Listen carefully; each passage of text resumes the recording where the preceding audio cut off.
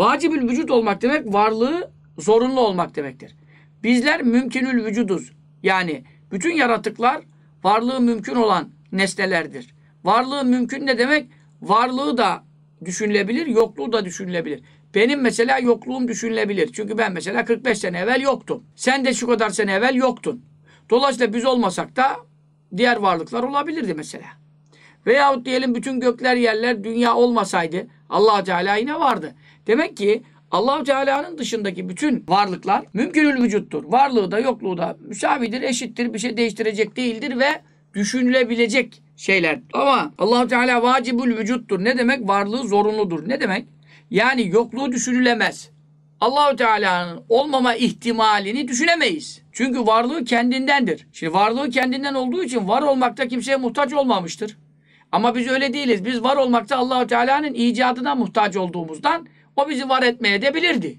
Ama Allah Teala'yı var eden başka bir varlık olmadığından, Allah Teala'nın varlığının başı ve başlangıcı bulunmadığından, Allah Teala kadim olduğundan, evveli olmayan, başı başlangıcı olmayan kadim bir zat olduğundan, ezeli olduğundan dolayıdır ki onun yokluğu, yok olması, var olmaması düşünülemez.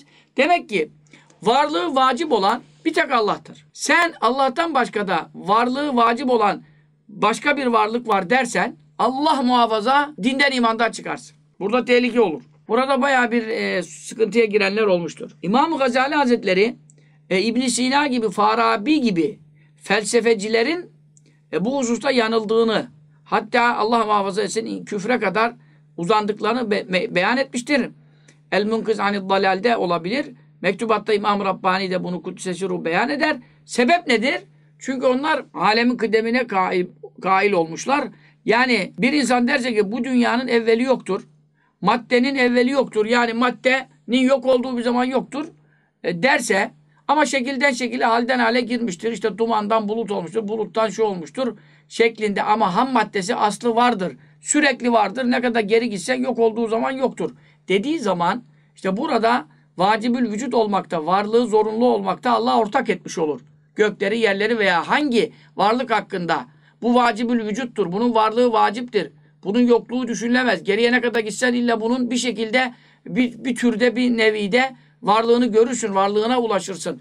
Derse bir adam kim olursa olsun bu ismi ne olursa olsun bizi alakadar etmez. Bu adam şirk koşmuş olur. Çünkü varlığı vacip olan Allah'tan başka hiçbir varlık yoktur. Her şey mümkünül vücuttur. Mümkünül vücut demek onu Allah var etmiş demektir. Allah onu icadıyla var etme sıfatıyla var etmiş demektir. Bu demektir ki o kadim değildir. Yani Allah'tan başka kadim yoktur. Yani her şey sonradan olmadır. Sizin anlayacağınız en Türkçe tabir ile her şey sonradan olmadır. Allah-u Teala'dan başka.